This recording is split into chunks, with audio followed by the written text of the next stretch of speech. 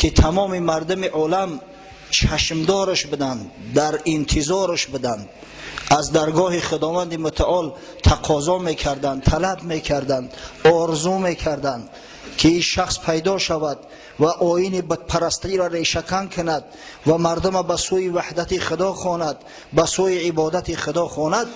در همین تاریخ روز نهم ربیع الاول پا به عرصه هستی گذاشت.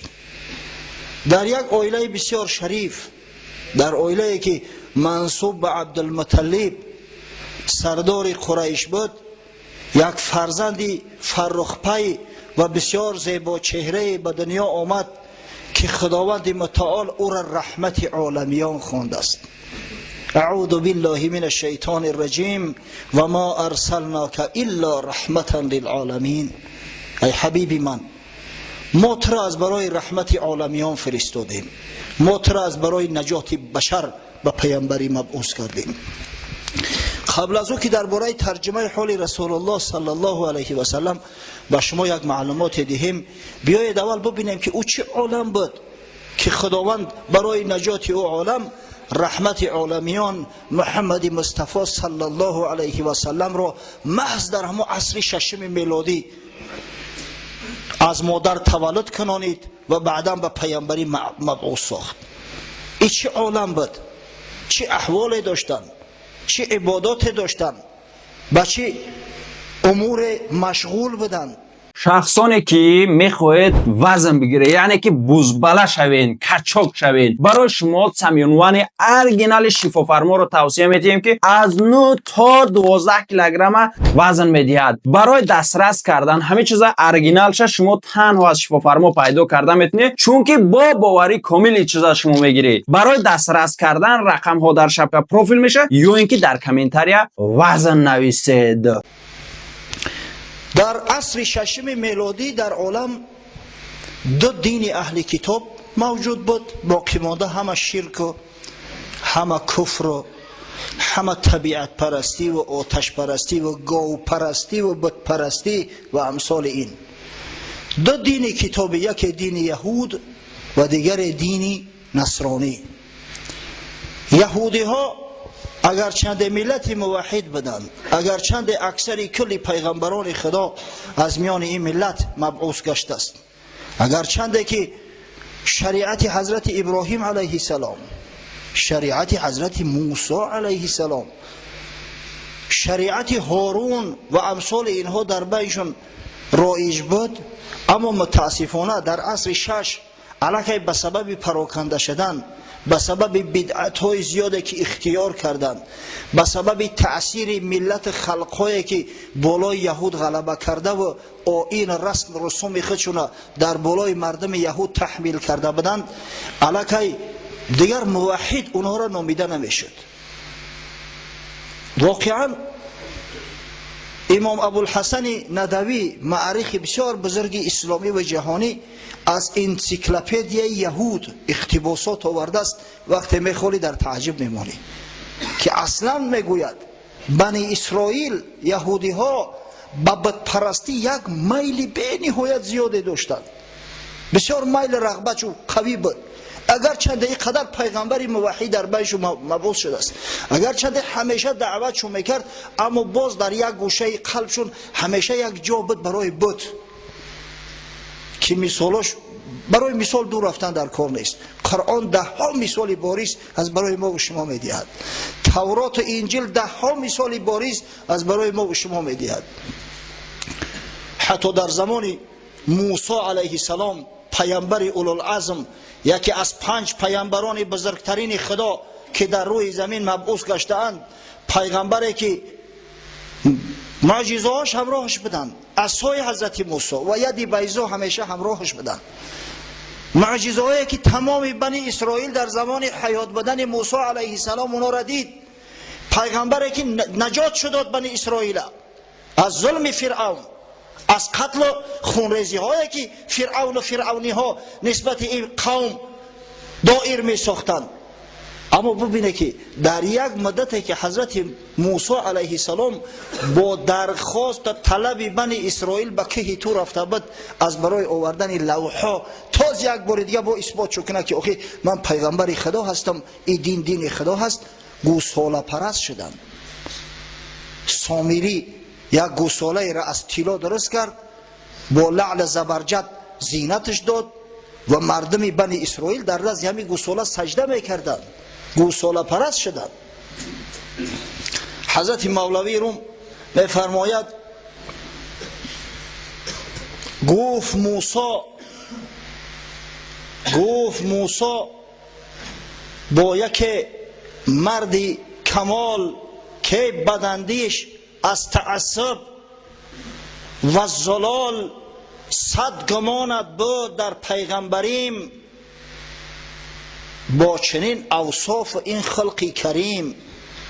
موسی میگه با یک نفر از همون بنی اسرائیل که از راهباشو بود مراجعت کرد که روی تو در قبر، گفت ملعون، من پیغمبر خدا، یک پیغمبر نازنین، صد شک شبهه نسبت من در دل داشتی و داری، با وجود آن که اینقدر اخلاق حمیده دارم، با وجود آن که معجزه های ابد زنده دارم، با وجود آن که دیدی که معجزه من عصای من چه نوع سحر ساحرای فرعون فرو برد، اما در دل تا حال شک شبهه هست.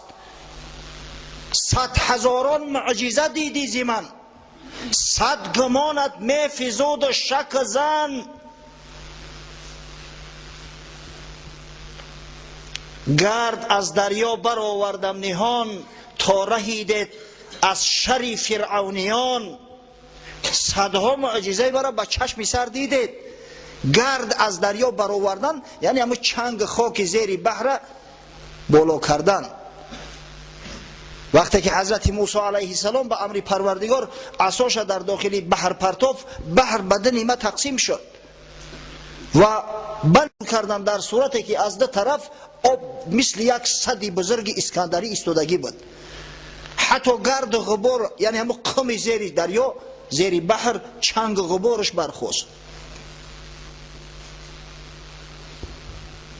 ز آسمان 40 ساله کوسه و خون رسید، از دعایم جوی از سنگ پرید. روی شما در گور گفت مدت 40 سال به دعای من و به التجای من پروردگار به یگان مشقت رنج از آسمان نعمتاش برای شما میفرستاد، در جان تو راحت کرده، به یگان کار میخورده. از دعای من از سنگ جو پرید. حضرت موسی به عصاش یک ضربه زد در یک سنگ در بیابان بی آب و گیاه، 12 یک جبر خارج شد، به 12 حصه تقسیم بود برای 12 سبط یهود که با بین همدیگر جنگ و نزاع نکنند. این اسرائیلی هایی که هیچ وقت آرام ایستاده نمیتونن. بانگ زد گوساله از جادویی، سجده کردی که خدای من تویی. آخه روی شما در گور گفت که همین قدر معجزه های مرا دیده، تا به حال شک شبهه در من داره و در پیغمبری داره. یک گوساله بیجان یک بار همون صدای با استش بر اومد در پیشش سر مانده و سجده کرده که تو خدای ما هستی. چه نبودی بدگمان در حق او، چه نهادی سر چنین ای زیشت خو. آتا چرا در این شک شبهه نکردی؟ چرا نگفتی که یک تحقیقش کنم، یک گوساله خالیه که عقل نداره، فراست نداره، چه خیل صدا میبره، جان نداره. سامری خود کی باشد در جهان، که خدای برتراشد ای سگان. خودش سامری سگی کی است که او خدا میتراشیده است؟ این خدا برای شما را بازی ششید است که یک آدم ابله میگرفته است از پیش خود میتراشیده استش. پیش گاو سجده کردی از خری، گشت عقلت صید سحری سامری. با همه عقل فراست، با این دعوا که ما افضل ترین مخلوق بشریم، نعوذ بالله ما بنده های برگزیده خدا هستیم، گفته ادعا میکنه در پیش یک گوساله گفت سجده کردی. بعد حضرت مولوی شرح میده چون که هر جنسی را باید جنس خود، گاو سوی شیر نر کی رو نهد. برای پیروی موسی علیه السلام یک ملت، یک خلق مثل امت محمد صلی الله علیه و سلم لازم بود. هر جنس به جنسی خودش پرواز میکند. هیچ وقت گاو با شیری نه رفیق دوست شده نمیتونه. حضرت موسی شیر بود. این قبیله گاوها و گوسفندا و قبیله میمون ها همچنانه که خداوند در قرآن وصفشون میکنه که یا قرده خاصعین هستند بنی اسرائیل، میمون های خارزار شده و ذلیل شده هستند. اینا از کجا با شیر میتونن که معامله کنند و خوب بگیرن؟ آن ابوبکر از محمد برد بو، گفت هذا لیس وجه کاذب. حضرت ابوبکر صدیق شیر خصال بود، از محمد صلی الله علیه و سلم در کرد، با فراست دریافت که این پیغمبر خدا است. گفت این چهره ای به چهره کسایی نمیمونه که دروغ میگن. از چنین شخص دروغ انتظار شدن یک حماقت است، امر محال است. چه نبود بوجهل از اصحاب درد دید 100 شقی قمر باور نکرد. اما ابو جهل ملعونه که خدای تعالی هدایتش نکرده بود، از شیر مردای خدا نبود، با چشم خود شقی قمر دید که در آسمان چی نو با اشاره انگشت سبابه محمد صلی الله علیه و سلم خداوند ماه 2 حصه تقسیم کرد، اما باورش ناومد، باورش نکرد. آینه دل صاف باید تا در او واشناسی صورت زشت از نکو. ایشون بباره رحمتی. آینه دل صاف باید تا در او واشناسی صورت زشت از نکو. برای آنکه صورت زشت از نکو فرق کنی، برای آنکه ابوبکر از ابو جهل فرق کنی. شان مولانا را رفتین خوش آمدی بویش پیشش بیارید. یک کس مهمان های خدا نگهبانش باشه. بشینی بشینی.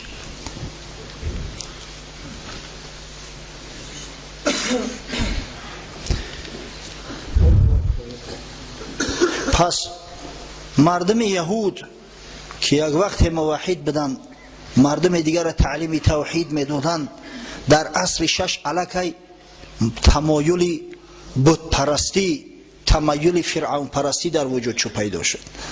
دیگر این یهودی ها او یهودی هایی نبودند که در عهد حضرت موسی علیه السلام، در عهد یوشع ابن نون و امثال اینا ظهور کرده بودند. یعنی که دیگه اینا را اهل کتاب گفتن، اهل کتاب بودند، اما میگیم که مشرکای اهل کتاب هستند، کفار اهل کتاب هستند که بعداً عقیده خود گم کردند. حتی در انسیکلوپدیا یهود آمده است میگوید یهودی ها هم پیش از تبعید به ملک بابل و هم بعد از او، شما میدونید نه تبعید به ملک بابل چی واقع شد؟ بعد از پیغمبرها، بعد از پیغمبرکشی این بدبختا به غضب خدا گرفتار شدند و بختالنصر پادشاه بابل بیت المقدس ضبط کرد، مسجد حضرت سلیمان به خاک یکسان کرد، در بیت المقدس در شهر پیغمبرها جو کورید. مردم یهود اکثر کلش از دم شمشیر گذراند. او کسایی را که زنده مونده بودند، خاصتا زن و کودکان را به غلامی فروختند و بیت المقدس را دیگه خالی کردند، نگذاشتند کسی در اوج زندگی کند. همین تبعید یهود میگویند، هم پیش از تبعید یهود و هم بعد از تبعیدشون، یعنی بعد بازگشت کردنشون از بیت المقدس. بعداً وقتی که کوروش شاه فارس بابل را ضبط کرده گرفت و این مردم بنی اسرائیل که بسیار زیرک بلا هستند، یکی از زیباترین دختران خود برای کوروش هدیه کردند. کوروش بزنیش گرفت، بسیار زیبا صورت بود و توسط پند نصیحت های او، توسط گفتن های همو زن به بنی اسرائیل ترحم کرد، آزادشان کرد، امر کرد که با بیت المقدس برگردند بیایند. این در عصرهای 5 قبل از میلاد بود، عصر 5 قبل از میلاد. حتی بعد همو آمدنشون هم میگن نشانه های بت پرستی و تمایل به بتگرایی بنی اسرائیل در کتابهاش و خاصتا در کتاب تلمود موجود است. این همی بود احوال بنی اسرائیل، یهودی هایی که دعوا میکردن که ما اهل توحید هستیم، ما موحد هستیم. خب نصرانی ها چه حالی داشتن؟ دین نصرانی شما میدونه که با بعثت، با سعادت عیسی علیه السلام در عالم منتشر شده بود. و یکی از بزرگترین امپریوهای عصر امپریای روم همه دین قبول کرده بود. دین رسمی امپریای روم بود دین نصرانی. دین نصرانی از ابتدای پیدا شدنش بعد از او که خداوند متعال پیغمبر محبوبش عیسی علیه السلام با آسمان برداشت رفعش کرد، الکی دستخوش هوا و هوس ها شد، بازیچه دست یهودی ها گشت. یهودی ها از اما ابتدای عمل ابتدای کار در دین نصرانی چنان بدعت های را داخل کردند، چنان سفسطه های را داخل کردند که مردم صورت پرست کردند، مردم نمیدونم که مرده پرست کردند، اولیا پرست کردند، خاک پرست کردند. و او معجزه بزرگی که حضرت عیسی آورد و او توحیدی که در ابتدا در دین نصرانیت بود دیگه یک خواب خیال شده، خلاص یک خواب خیال شده. ما واقعا جهالت به حد رسید که الکی در عصر 4 بحث درباره 3 اقنوم می رفت. 3 اقنوم، این اقنوم با روسی ترجمه تو نکنم به فکر نمیفهمه. سویتای ترویتسا میگن، اقنوم های ثلاثه، پدر خدا، پسر خدا و روح قدس. بو اتیت بوخ، اتیت سین، اسویتای دوخ. و میگن که و ایم یا اتسا ایسینا اسویتاگا دوخا. این همی 3 اقنومش همی است. الکی در عصر 4 همی پیدا شد و عاقبت الامر کار به درجه رسید که در ربع اخیر عصر 4، در 4/4 عصر 4 تمام عالم نصرانی همین 3 اقنوم قبول کرد. دیگه عقیده موحدی در خاک رفت. وقتی که نعوذ بالله خدا را در 3 وجه عبادت کنی، وقتی که یک بنده و یک مخلوقی را که پدر نداشت مادر داشت، انسان بود، میخورد، میآشامید، احتیاج به مکان داشت، احتیاج به آسایش داشت، احتیاج به پشت پناه داشت از جانب پروردگارش، وقتی که به درجه خدایی برداشتی، از کجا دیگه توحید باقی میمونه؟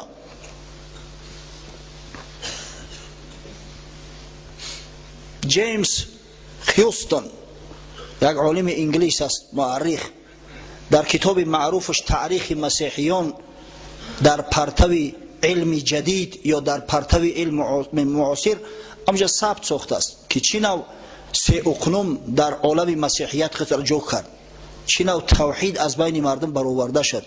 کار به درجه رسید که هر کس همی سویته ترویتسا را قبول نمیکرد او را میکشتنش، دیگر نصرانی حسابش نمیکردن.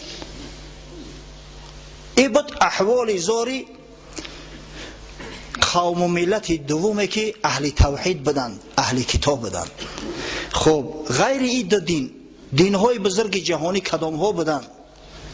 دین مجوس سیم، یعنی دین زردشتی، همون دینی که متاسفانه امروز بعضی کافر بچه ها میخواهند از سر نو احیاش کنن، حتی در جامعه ما. خدا لعنت کند کسی را که بالای سر مسلمانان میخواهد که عقیده زردشتی را بیارد. مردمی را که خدای تعالی 1300 سال قبل از همه عقیده زردشتی نجات داده بود، امروز باز میخواهند در زیر همین نجاست کشند. دین زردشت یا آیین مجوسی چی آیین است؟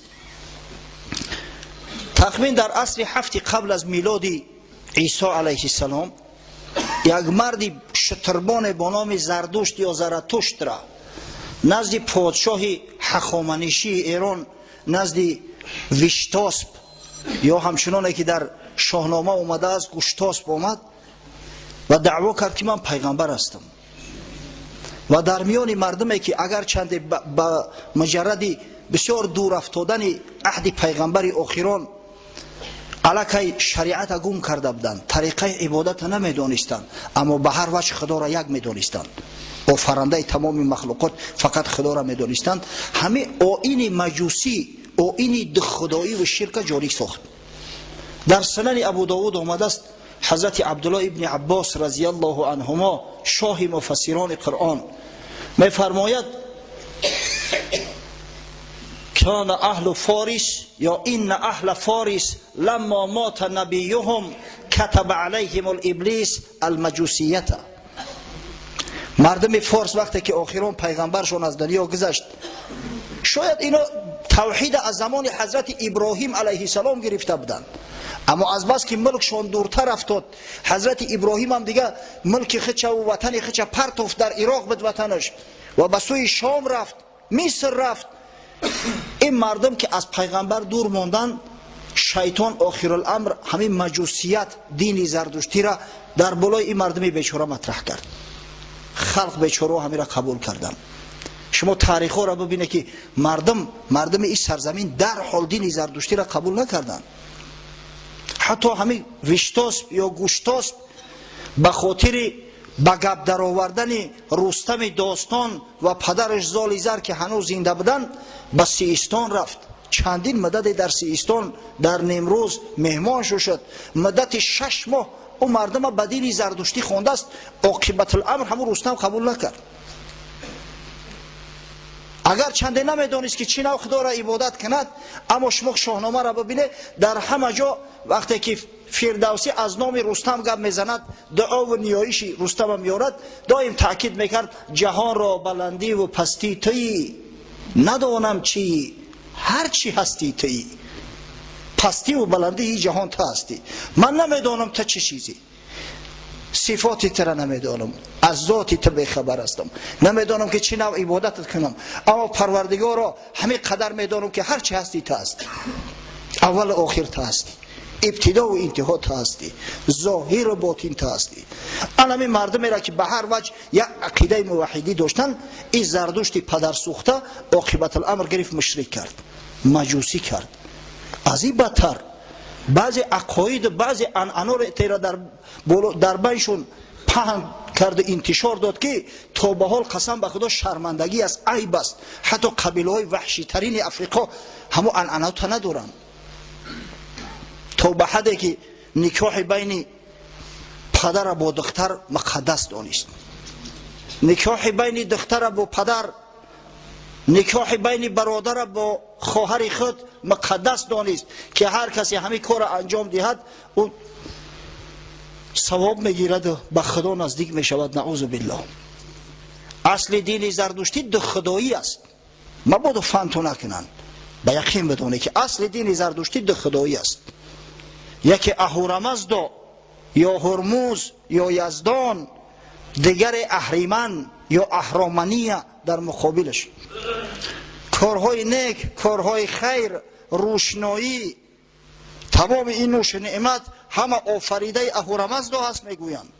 اما کارهای بد، کسلی، بیماری، آفتهای طبیعی، ظلمت تاریکی زاده اهریمن است.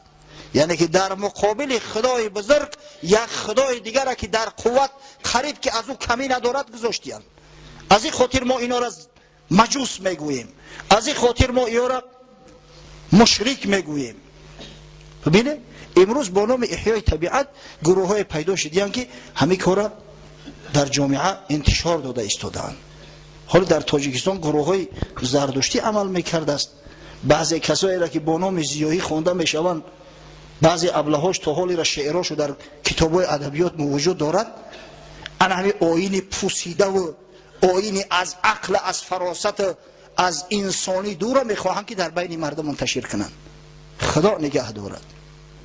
انشاءالله من امید دارم که این مردم سربلند، این مردم با آبرو و عزت که به اختیار خود، قسم به خدا به اختیار خود اینا قبول کردن، زیرا در دین اکراه نیست، زیرا کسی را مسلمانان مجبورن مسلمان نکردن. هر کسی میگوید که اسلام با آتش و با شمشیر به این سرزمین آمده است، والله دروغ میگوید. لا اکراه فی الدین. همین مسئله را مسلمانان در همه عصر و زمان پررنگ رعایت میکردن. اگر چنین نمیشد، تا به حال در ایران که دولت اسلامی است، ببینه در طول تاریخ 1400 سال اسلام محله و قومهای گبرنشین باقی نمیموند. تا گبرها هستند در ایران، آتشکده دارند، به همه عبادتهای خودشون مشغول هستند. کسی اینا را مجبور به اسلام نکرده است. و این ملت سربلند ما الحمدلله به اختیار خود اسلام قبول کردن.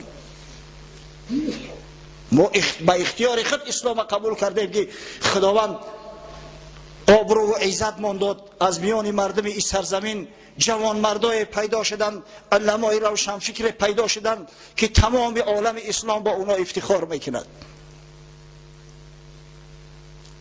این بود احوال زردشتی ها. چیکار میکردن این مردم؟ عملشو از چی عبارت بود؟ کوشش میکردن روحانی های زردشتی که آب و آتش در یک جا جمع نشود. کوشش میکردن که آهن زنگ نزنه. آهن یک چیزی مقدس میدونستن. آهن برای اونا را مقدس بود. کوشش میکردن که خدای نکرده یگون انسان در زمین نگورونن که زمین نجیس شود. انسان برای اونا نجیس بود، زمین مقدس. کوشش میکردن که مبادا خدای نکرده مثل همون هندوها یگان آدم در آتش نسوزانند که آتش نجیس شود. تمام عبادت چو عبادت از همی است. اگر به شرطی که به خاطر عبادت همون آتش داخل معبدهای خود که میشدن دهاناشون را میپوشاندن که مبادا همون بوی دهن مون یا نجاستی که از دهن میبرید به آتش اصابت کند و آتش نجیس بسازد. اصل عقیده زردشتی ها هم بودن که واقعا خنده آور است برای مردمی با عقل با فراست پیروی کردن از یک چنین یک حرکت جریانی که چه جای دین دیانت عقل سالم انسانی قبولش ندارد. در روزهای عیدشان با پیشاب گاو و غسل میکردند. ما توصیه میکنیم در دین مبین اسلام که بچه ها قبل از او که مسجد میاید وضو بگیرید. اگر غسل کنید باز نور علی نور می شود. بچه ها خوشبویی استفاده برید، زیرا که حبیب خدا محمد صلی الله علیه و سلم خوشبویی را دوست می داشت. باید ما بوی خوش داشته باشیم. تاکید میکنیم که بچه های نوزکش خدا جانتون مست کنه، نوس بس کنید، نوس نکشید. یا او کسایی که نوس بس کردن نمیتونه قبل از مسجد آمدن حتما دندانا را مسواک زنید، تازه کنید تا ملائکه ها را از مسجد نگریزونید. اینا برای عبادت محض با پیشاب گاو غسل میکردن. اینا کار اینا رفتارشون.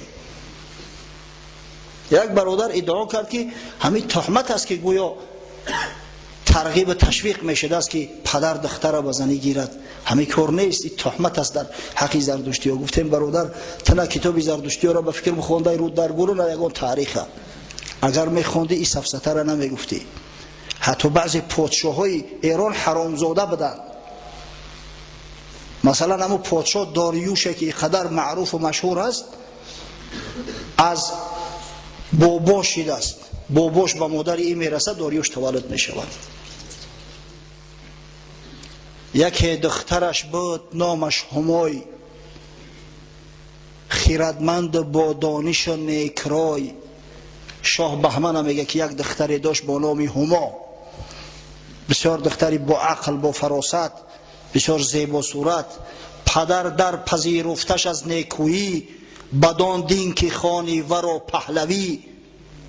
انمی به همین دین پهلوی که دین زردشتی است پدر در پذیرفتش، یعنی پدر بزنی گرفتش.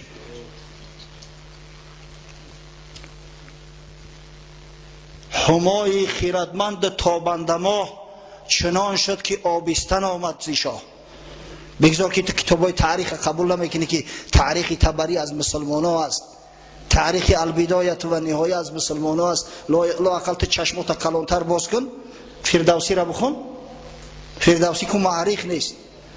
یک عالم دانمارکی، یک عالم دنیاگی با نام کریستیانسن، ارتور کریستیانسن، تاریخ ایران ساسانی یا که تاریخ ایران در عهد ساسانیان نام کتاب دارد. یک کتاب بسیار بزرگ است، به زبان روسی و به زبان فارسی ترجمه شده است. اگر کدام دسترس کرده بگیره بخونه، بعد میبینه که تا کدام درجه اینا غرق هوا و شهوت شده بودند، تا کدام درجه جاهل احمق شده بودند. اگه تصور کنه که امروز با کسایی پیدا شدن که همو آیین پوسیده را از نو با میخواهند احیا کنند در میان مردم انتشار دهند. وای به حال تو. الحمدلله ما فخر میکنیم که به شرافت محمد صلی الله علیه و سلم ما موحد گشته ایم، عقیده داریم، دین آیین داریم، افتخار داریم. افتخار به اون داریم که امروز مردم مسلمان شاید در دنیا یگانه ملت موحد باشند. ما فخر میکنیم به او که خدای تعالی عقل فراست مون بیدار کرده است که در نزد یک بت سنگی سجده نمیکنیم، در نزد یک آتش سجده نمیکنیم، با پیشاب گاو غسل نمیکنیم. این فخر افتخار ما است. با کجا ما را میکشیم؟ حضرت مولوی روم یک قصه آورده است. آن یهودی گبرک آتش پرست بحر عذب هند در کشتی نشست، باد شرطه کرد گمراهی رشید، باد کشتی غرق کن اندر رسید. یک گبرک از همون محله گبریان تهران به خاطر سفر هندوستان به خلیج فارس می آید. در هندوستان گبری ها زیادند، یعنی همون آتش پرستا و زردشتی ها زیاد هستند. در کشتی نشست که قدرت خدای تعالی در بحر طوفان خیست.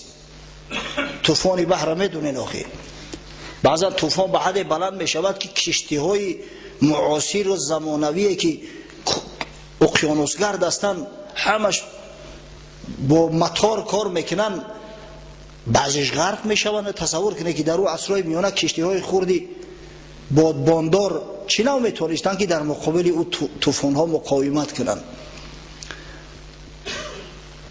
گبر را نزدیک غرق آمد فراز، در تکاپو افتاد آن کارساز. ناله میزد سوخته که نار نار، الغیاس زینهار. وقتی که زردشتی دید که احوال بد است، کشتی غرق می شود، بعد به همون خدای خودش مراجعت کرد، نعوذ بالله، به همون آتش مقدس که آتش به فریادم برست که غرق می شم. هر کسی بر ملت خود می تند، اعتماد بر اعتقاد خود کند. در وقتی که جان تنگی میکنه هر کس به سوی اون ملتش میکشه، هر کس به سوی دین و دیانتش میکشد. من به شما قصه یک افسری مصری را کردم، شخصی را که در حیاتش نماز نخوانده بوده است، در حیاتش نام خدا را ذکر نکرده بوده است، وقتی چترش کشاده نمی شود چینو یا الله به زبانش بیاید، زیرا که مسلمان زاده است، زیرا که الحمدلله به شرافت رسول الله صلی الله علیه و سلم صاحب عقیده پاکیزه و تازه است.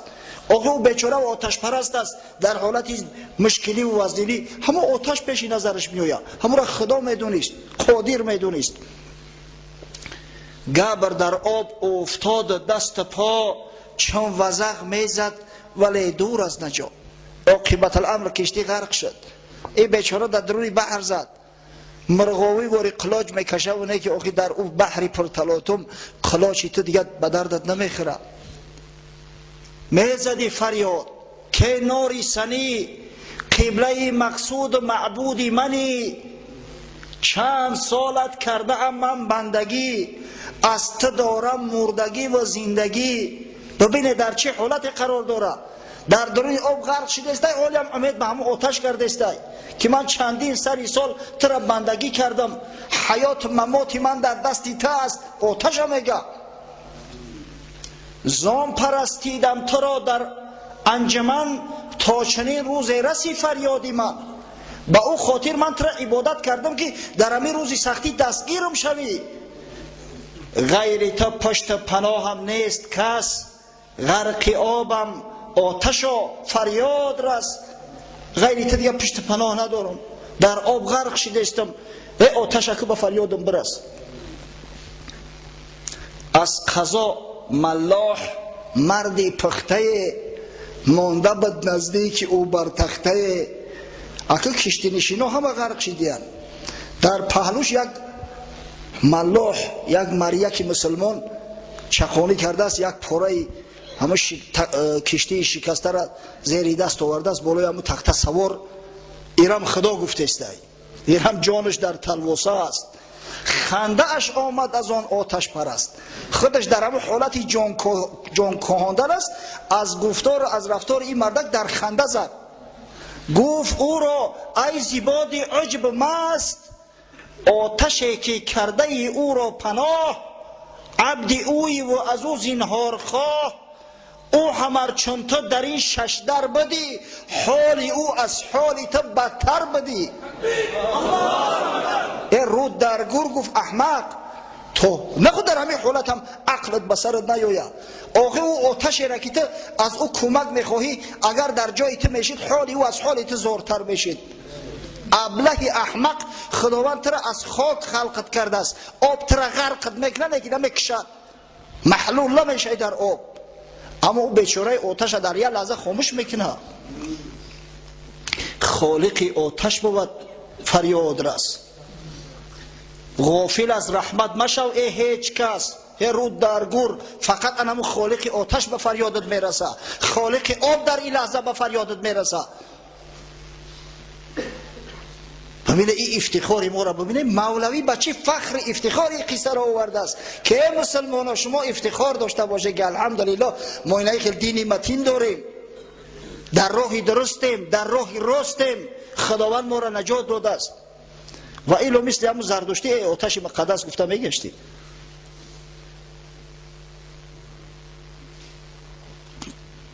افسوس صد افسوس که این مردم این سرزمین واقعا هر احمقی را که میوردن بلاشون پهن میکردن در او قبول میکردن. این اسلام بود که سبب نجاتی ما شد. امروز دین اسلام دین اجنبیان شده است. امروز مسلمانایی که اسلام آوردند ما را نواختند، مرتبه و منزلت ما را بالا کردند، با نام اجنبی و با نام اشغالگر غارتگر یاد میشوند. سبحان الله. قسم به خدا اگر این دین نمیشد ولی نمیدونم که با چی بلاها و آفتها را به سر ما می آوردن بعضی بلحوث ها. تاریخ همه ایران یا ببینه، همه ایرانی های زردشتی در عصر سوم میلادی، در ابتدای عصر سوم میلادی یک شخص پیدا شد با نام مونی، یک کتاب دارد ارژنگ، ولی بعضی همون زردشت ها تعریفش میکنن، رسام خوب هم بدست. ادعا کرد که باید بین پاکی و بین ناپاکی جمع نیایند، جمع نشود هیچ وقت. نور با ظلمت باید آمیخته نباشد. از این خاطر گفت که نکاح حرام است.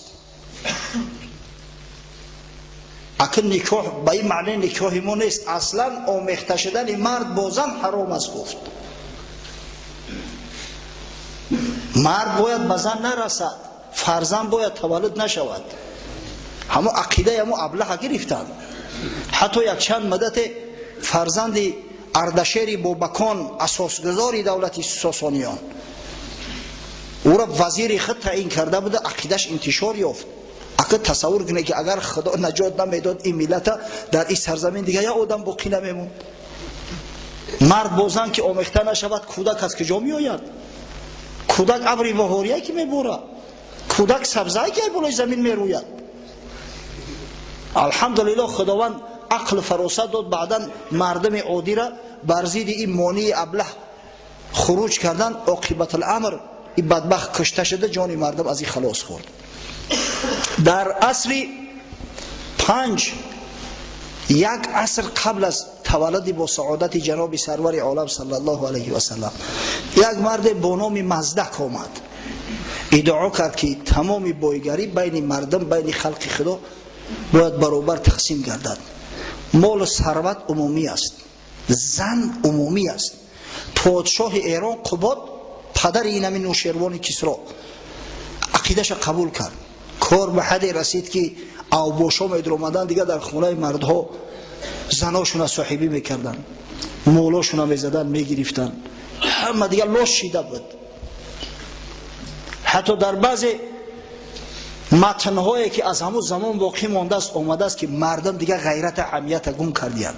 مردم به حد بیناموس شدیان که در نزدشون میآیند مردای بیگانه به زناشون میرسن، به دختراشون میرسن، چشمشون هم بپره، پروایی ندارن. تصور کنه که همون آیین مزدکیه در اینجا پهن میشد. الحمدلله اسلام اومد این دین زردشتی پلید از بین برد و ایلو با کی میدونه که چه حیله‌گرا و چه مکرها پیدا میشدند، چه زلزله ها میشد در این جامعه و در این مملکت. اما الحمدلله و المنه خداوند ما و شما را نواخت با وجود حبیبش محمد صلی الله علیه و سلم که واقعا رحمت عالمیان است و ما ارسلناک الا رحمتا للعالمین. اکل خطوس تصور کنه که در همه حالت در این وضعیت پا به عرصه هستی گذاشتن محمد صلی الله علیه و سلم تا کدام درجه ضروری بود. ضرورت بعثت پیغمبری که تمام بنی بشر را نجات میدهد و همه را به موحدی دعوت میکند پخته رسیده بود. غیر از این سه دینه که بیان کردیم در دنیا همچنین دین بودایی بود. دین بودایی تخمین 2500 سال قبل از تولد حضرت عیسی علیه السلام پیدا شده است. اساسگزارش یک شاهزاده هندی بود. یک شاهزاده هندی از خانه پدرش خارج می شود، چند مدت در ابتدا عبادت خدا میکرد، بعدا متاسفانه آمد مردم خداش گفتن، گیتما گفتن یک شخص. و این دین بودایی تا به حال علما در تعجب هستند که آیا همیو به خدا باور داشته باشند یا نه. در انسیکلوپدیا بریتانیا اومده است، میگه تمام علمای حتی معاصر بعد این قدر تحقیقات ها حالی هم به یک خلاصه اومدن که آیا همیو به موجودیت خدا باور دارند یا نه. دین بودایی از دو حصه عبارت است. دین لامائیزم میگن که سردارش هم دلای لاما است، تیبتی، و دویمش یک حرکتی که در ژاپن در کره او را قبول کردیان. در امریکا وقتی که ما بدیم یک عده از جمله‌ها به یک معبد بودایی ها بردن ما. یک نفرش آمد و همون نماینده بودایی های کره بود است.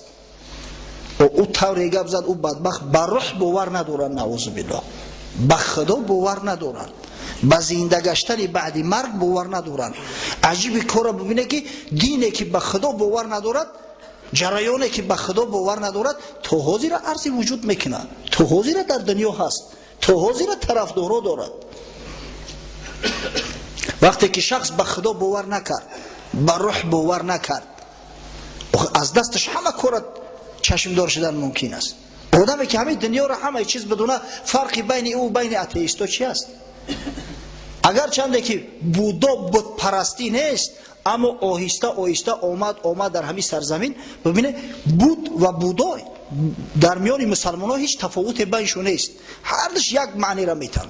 اما بت پرست شدن، صورتی همون پادشاهشون همون شاهزاده را کلان میکنن، در نزدش سجده میکنن، سر میچکن، قهقرن قفا میوین، حقوق ندارن که با پشون سینی هم میکنن. در برابر این با دین هندویزم بود در هندوستان. دین هندویزم 330 میلیون خدا داشتیان، نعوذ بالله. گاوم خدا است نزدی اونا، شاید خرم نزد خدا باشه، ماریکاب را برای ورج خدا های. هر چیزی که در نظرشون معقول میشید خداش میگفتن، با پگه اگر لازمش میشید میخوردنش، با یک خدای دیگه انتخاب میکردن. این جهالت، این نادانی. 330 میلیون حساب کردیان، 330 میلیون خداها داشتیان. نه اینکه هر یک قبیله یا هر یک قوم یا هر محله، هر خاندان صدها خدا داشت، هر یک خاندان دا صدها خدا بود. و جور و ظلم به حد رسانده بودن که مردم به طبقات مختلف تقسیم میکردن. بسیار جور و ظلم کلام بود، کسته ها بود. همه کسته شاید در هندوستان تا حاضر وجود داشته باشه. موافق دین هندویی تمام مردم به 4 کسته تقسیم میشدن. کسته از همه بالا کسته براهیمه، طبقه برهمن ها که یا مقدسن، یا را نعوذ بالله قریب خدا میگفتن، به حد خدایی برداشته بودن. کسته دیوم کسته شطری میگن، یعنی جنگاوران، سپاهیان. کسته سیم با نام ویش یاد کرده می شود. همه یعنی هنرمندان و کاسبان و دهقانان اینا در همی کسته بودن و نهایت کسته از همه پست نفرت زده که نجیس می گفتن شو، نجاست شو می گفتن. یک کلمه عجیب است، اجور بود یا چیزی به همین مانند بود، به همون نام یاد شو میکنن، یعنی نجیس. میگن خداوند همه را خلق کرده، به همون لای پاهاش گرفت شوشت، همین قوم کلوله کرد گرفت مون. بنده های خدا را ببینه به چی چیزا تقسیم میکنن. این کسته آخران یا بیچاره نه حقوقی مال و ثروت جمع کردن داشتن، حتی حقوق نداشتن که دستشون در بدن هم به رحمان برسونن، یا نجس حساب میخوردن. تا همین درجه را انسان پس زدگی بود. همین پستی و رذالت در دین زردشتی از اونا کم نبود. افسوس صد افسوس که وقت کم مونده است، امکان ندارم که من برای شما بیان کنم. اما من چندین بار قصه کردم که چینو مردم عوام رو، بیچاره ها رو، اگر چند بعضیش مال و ثروت داشتن نمیگذاشتن که معلومات عالی گیرن، نمیگذاشتن که در مدارس تحصیل کنن، دبیر شوند. همین جور و ظلم در همه جا بود. پس وقتی که خدای تعالی رحمت عالمیان محمد مصطفی صلی الله علیه و سلم رو با کتاب آسمانی قرآن مجهز از برای نجات بنی بشر فرستاد، مردم نفسی تازه گرفتند، قامت مردم راست شد، مردم آرام شدند. وقتی که قانون حقوق بشر، قبل از این قانونهای حقوق بشر ما اعلامیه حقوق بشر داریم، سال 1948 در نظر دارم، سازمان ملل متحد قبول کرده است، فخر میکنیم. اعلامیه حقوق بشر 1432 سال قبل از این از جانب پروردگار اعلان شد. یا ایها الناس انا خلقناکم ذکرا و انثی. ای مردم، ما شما را مرد زن خلق کردیم.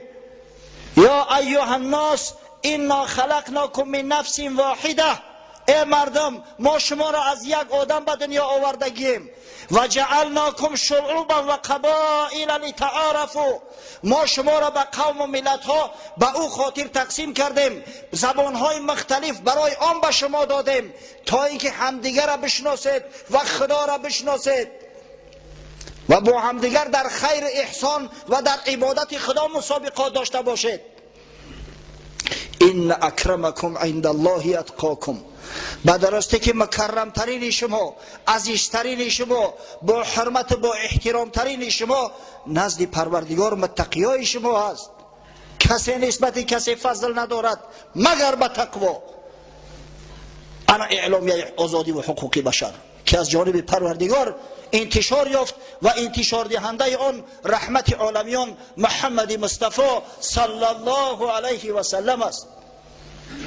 پس می شود که این انسان این شخصیت بزرگ دوست نداری. سبحان الله. مرگ کسی که این شخصی بزرگ دوست نمی دارد. اما دوستداری سری دستکی نه. دوستداری باید دوستداری واقعی باشد، دوستداری صدقی باشد. باور کنه قسم به خدا اکثر ما و شما، اکثریت کل ما و شما جان ما او طرف استاد، مال و ثروت ما از محمد صلی الله علیه و سلم بیشتر دوست می‌داریم. این یقینه. النبی اولی بالمؤمنین من انفسهم. خداوند در قرآن میفرماید محمد صلی الله علیه و سلم برای مسلمانان از جانهاشو عزیزتر است. کجای جان کجا میره؟ وظیفه و منصب اون از محمد دوستر می‌داریم، مال و ثروت اون از محمد دوستر می‌داریم، خانه و در و ماشین اون از محمد صلی الله علیه و سلم دوستر می‌داریم. این امروز احوال ما. عمر فاروق رضی الله عنه بار در نزد حضرت صلی الله علیه و سلم نشسته بود. راوی حدیث عبدالله ابن هشام روایت میکند که حتی دست مبارک رسول الله صلی الله علیه و سلم به دست گرفته بود. از فرط محبت گفت یا رسول الله لانت احب الی من کل شیء الا نفسی. ای حبیب خدا، ترا گفت از تمام اشیا بیشتر دوست می‌دارم، از همه چیز مگر از جانم. شاید همین جانم برام عزیزتر باشد. دیگر از زن فرزند، از پدر مادر، از خانه و در، از تمام دنیا تو برای من عزیزتر هستی. حضرت در جواب فرمود لا والذی نفسی بیده حتی اکون احب الیک من نفسک. یا عمر گفت قسم به خدایی که جان من در قبضه قدرت اوست، تا زمانی که مرا از جانت بیشتر دوست نداری ایمانت کامل نیست. مرحمت میزان محبت. حضرت عمر اندیشه کرد که عمر آخه تو کی بدی و کی شدی؟ به شرافتی که خدا شناس شدی، به شرافتی که خدا پرست شدی، به شرافتی که الله ذوالجلاله که خالق کل کائنات است ترا تعریف میکنه رضی الله عنهم و رضوا عنه. خداوند میگه از اینا راضی شده است. ترا کی وعده جنت داد در وقت زنده بودنت. و اگر محمد که نمیشید مثل من عمرها در نیم جزیره عربستان 10,000 بدن، در دنیا میلیون ها.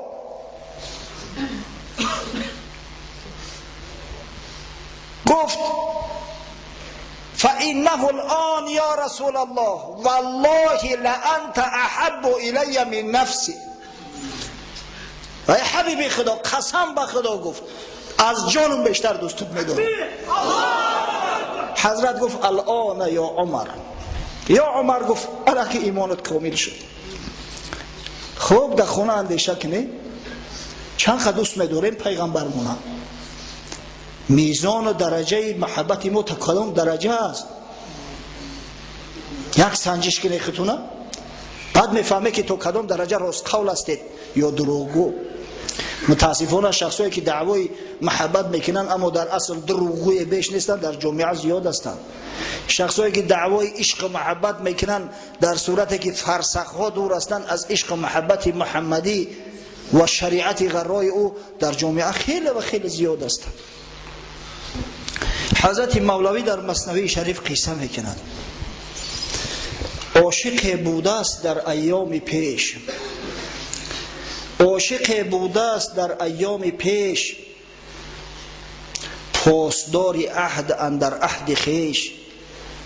گفت روز یاری او کم شب بیا که بپختم بحری تو من لوبیا. یک عاشق بود از زمانهای پیش، یک معشوقه هم داشت است. یک روز معشوقه پیغامش میته که شو بیا میگه برای ترا طعام آماده کردگیم. در خلوت هر دو میشینیم چقچق میکنیم صحبت میکنیم وصال میرانیم. در فلان حجره نشین تا نیمه شب، تا بیایم نیمه شب من بی طلب. بدرا گفت فلان حجره در منتظر من شو، همین نیمی شب که شد انشالله من خودم بیام بی دعوت. اندران حجره نشستان سوگوار بر امید وعده آن یار غار. در حجره شش عاشق، عاشقی سری دستکی بدست، عاشق شهوت نباشه، عاشق حقیقی را خواه میبره. ترمک سرشم خوابش برد. بعد نصف اللیل آمد یاری او، صادق الوعد آن مه دلداری او. عاشق خود را فتاده خفته دید، اندک از آستین او درید. گردکان چندشان در جیب کرد که تو طفلی گیر این می باز نرد. نیمی شب که معشوقش آمد که عاشق مستی خواه لبی آستینش اندک در آمده. کودککا را دیده که بازی کردن لوای آستینشو میداره، لوای دامنشو میداره. در کیسهش دسته 4 مغزه که دیگر را پیش کرد. مقصد تو 4 مغز بازی که تو چون میکنی طوری کودکی ترا چی و دعوای عشق و عاشقی چی؟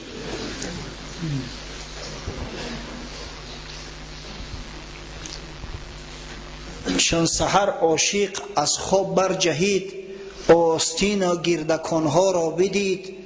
گفت شاهی ما هم از صدق و وفاست، آنچه بر ما میرسد آن هم ز ماست. سحر از خواب خیست دید لب آستین کندگی، کیسهش در دست انداخت که 4 مغز برمد. سبحان الله گفت یاری ما واقعا صدق و وفا است. هر بلایی که به سر میآید از دست خودمون، وای به حال ما. همین بر ما هم هر بلایی که میآید، خود در این سرزمین باشه خود در عالم اسلام باشه، همه از دست خود ما است که دعواهای دروغین داریم، محبتی بر دروغ داریم. دعوا و واهمه و زیاد است، اما در حقیقت اگر ببینیم محبت و محبت حقیقی نیست. انشالله اگر این محبت حقیقی شود عالم گلستان می شود. اگر این محبت حقیقی شود او سیادت قیادتی را که خدای تعالی برای اصحاب بزرگوار حبیبش محمد صلی الله علیه و سلم به تابعان این ملت، به تبع تابعین، به دیگر بزرگا هدیه کرد که مدت 5 عصر 6 عصر پیشگام بدن، پیشتاز بدن، شه سواری میدان تمدن بشری بدن. پروردگار باز از سر نو به این ملت عطا میکند. پروردگارا میل محبت حبیبت محمد صلی الله علیه و سلم در قلبم جا کن. خداوند مساعدت فرما که محبت و محبت حقیقی باشد، نه محبت بر دروغ. پروردگارا ماه مولود حبیبت محمد صلی الله علیه و سلم را از برای امتی صائم قائم، از برای امتی بعار و بناموس، از برای امتی محیط مبارک گردان. و خداوند فردا روز قیامت همراه حبیب محمد صلی الله علیه و سلم و دوستان محبان او، اهل این سرزمین، اهل این مکان، اهل این مسجد محشور گردان. ربنا افتح بیننا و بین قومنا بالحق و انت خیر الفاتحین برحمتك یا ارحم الراحمین.